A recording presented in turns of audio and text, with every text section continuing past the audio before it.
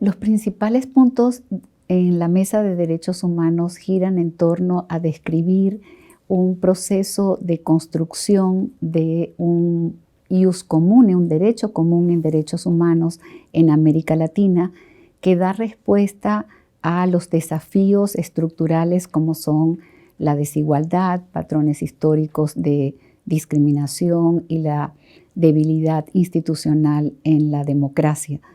Y para ello se ha construido entonces un conjunto de normas del derecho internacional y del derecho nacional que van acompañados de un discurso académico que analiza estos estándares, y estamos hablando de separación de poderes, de independencia del poder judicial, de libertad de expresión, pero también de garantía del derecho a la salud, a la educación, al trabajo, a la igualdad y la no discriminación. Y definitivamente el sistema interamericano, integrado por sus órganos, Comisión y Corte, son actores fundamentales en este proceso. No son los únicos.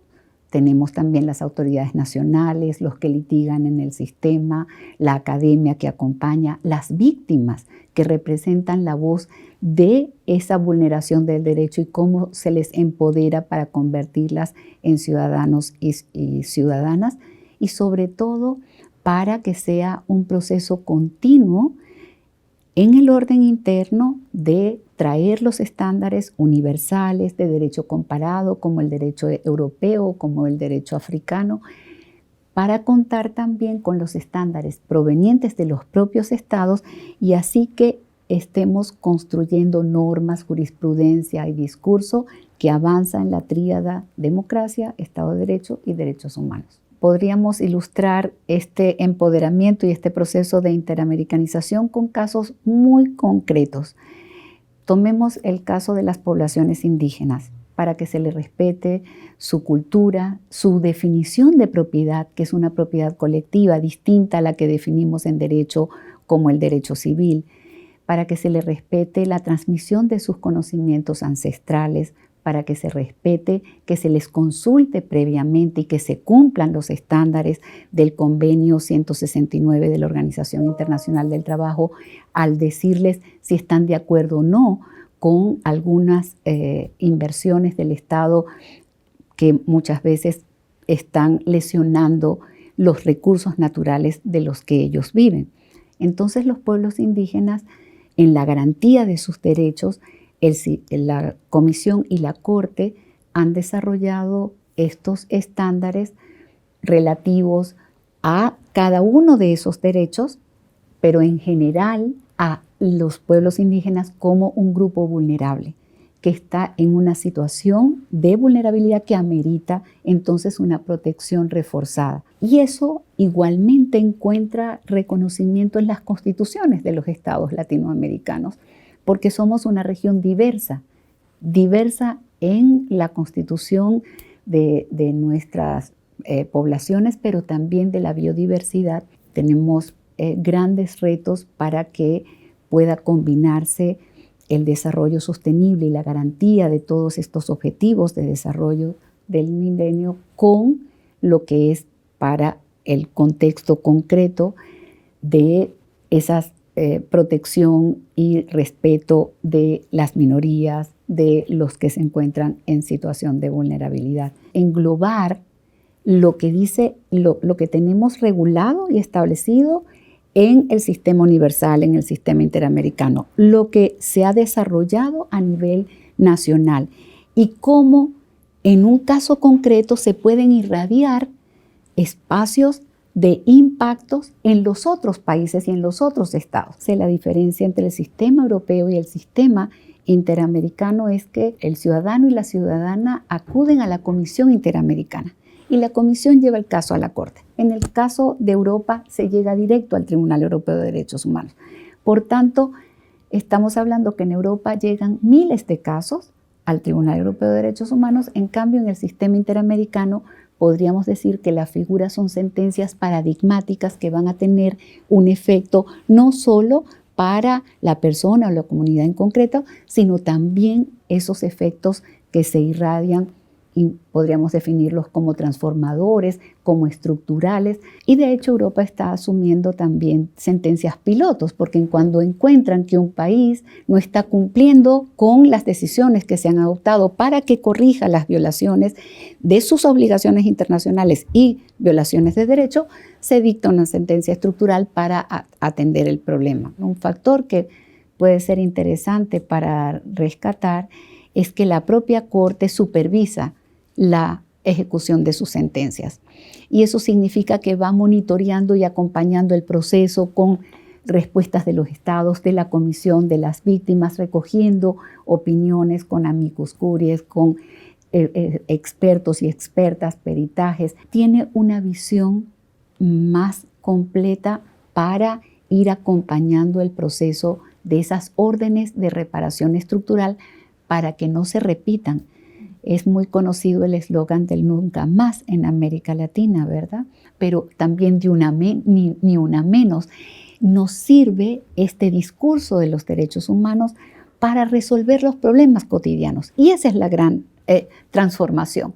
Antes eran problemas económicos, sociales, políticos, coyunturales, pero ahora llega la pandemia, perspectiva de derechos humanos para enfrentarlo. Crisis climática, perspectiva de derechos humanos para enfrentarlo. Pobreza, ¿cómo? Con un informe específico de pobreza y derechos humanos, empresas y derechos humanos. Y la Corte, con todas sus decisiones, va incidiendo en esa gran temática que iba desde combatir las dictaduras del pasado, los procesos de transición y ahora los procesos de inclusión y consolidación democrática, con las amenazas y retrocesos que estamos viendo, que no es solo de la región de América Latina, hay que decirlo, es a nivel global. El índice Bedén lo demuestra, dice que hay un fenómeno viral de autocratización. En el caso de América Latina, lo que queremos rescatar desde la academia es que podemos acudir a estos estándares que se han desarrollado para resistir y para ser resilientes y buscar alternativas frente a los grandes desafíos que estamos confrontando. Los casos de conflictividad social, de la protesta social, de la disidencia en definitiva, también cuenta con estándares para regularlos. Y yo diría que debía haber formado parte del pasado las declaratorias de estado de excepción. La historia demuestra que se han cometido excesos, abusos del uso de la fuerza y violaciones muy graves de derechos humanos. La protesta está regulada y garantizada y el Estado tiene el monopolio del ejercicio de la fuerza. El Estado tiene que articular y ponderar los derechos. El Estado tiene la capacidad, la potestad y los mecanismos a su disposición para que determinados conflictos no tengan que manejarse con uso de la fuerza, sino que puedan establecerse canales de diálogo, de participación, de inclusión, de pluralismo, para llegar a acuerdos.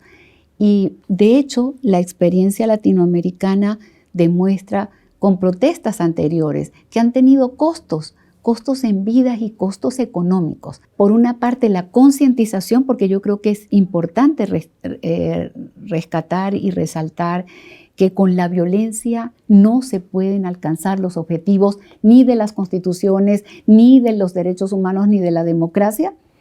Por otra parte, que los estados entonces también en el uso exclusivo que tienen de la violencia estatal no se excedan, no abusen y puedan promover mecanismos de articulación del espacio público. Las protestas que están analizadas ya en el derecho internacional, hay, en el caso de América Latina, ya tenemos experiencias con Nicaragua, las protestas del 2018, tenemos el caso de Chile, de Colombia. Lo que tendríamos que aprender, y por eso cierro con la idea, cómo crear una nueva cultura de los derechos humanos.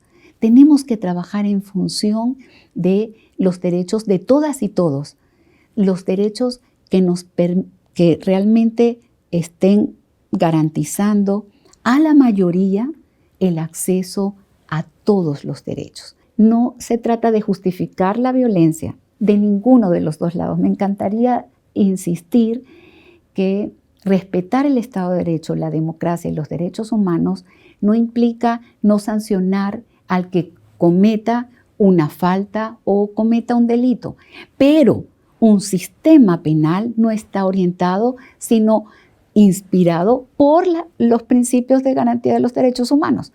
Las sanciones tienen que establecerse sin violarse derechos. El ejercicio de la autoridad pública, hay muchísima jurisprudencia también en Europa. Es decir, contamos con un acervo que les sirve a los estados para ponerlos a su disposición y ponerlos en práctica. El problema está en la brecha en que no se cumpla. Y ahí tenemos que ser voces críticas, darle visibilidad a la problemática y abordarlo también desde esa perspectiva de derechos humanos. Allí es donde hay que poner el énfasis, porque tenemos que garantizar los derechos para todas y todos, buscando el mal menor, buscando el respeto de las reglas establecidas en una sociedad democrática y respetando que la expresión de la disidencia es fundamental, porque en este contexto actual de polarización, de discursos de odio, de falsas noticias, estamos entonces cotidianamente confrontados con un entorno que es adverso a esa garantía de los derechos. La única manera es la erosión de la democracia, tenemos que enfrentarla con más democracia. La violación de derechos tenemos que enfrentarlo con la garantía efectiva de los derechos. La violación del Estado de Derecho tenemos que confrontarlo con un Estado social de derecho. Esa es la herramienta, los valores que hemos creado en la humanidad después de la Declaración Americana y de la Declaración Universal. Y estos 70 años, como decía el Consejo de Naciones Unidas, tiene que llevarnos a sociedades más justas, más inclusivas, más resilientes.